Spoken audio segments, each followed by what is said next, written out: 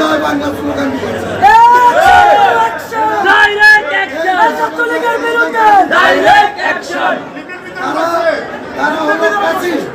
তারা এখানে আদালত এলাকায় টিকিট বিতরণ করার জন্য এখানে এসেছে।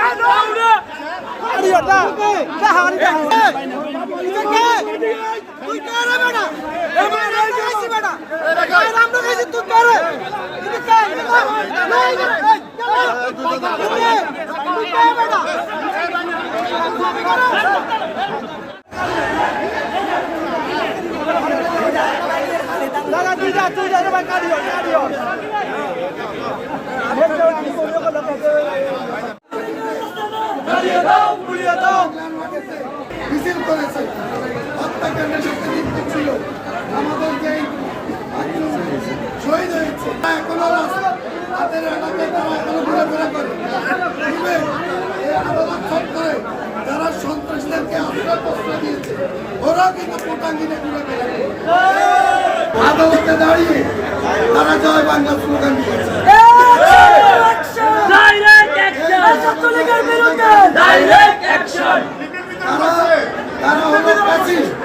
তারা এখানে আদালত এলাকায় টিকিট বিতরণ করার জন্য এখানে এসেছে। আমরা এই আদালত এলাকায় যারা টিকিট বিতরণ করতে আসবে বা এখানে জয় বাংলা স্লোগান দিবে ওই ধরনের নেতা আছে যেই হোক যত বড় শক্তিশালী হোক তাদেরকে পুলিশের হাতে তুলে দিতে হবে।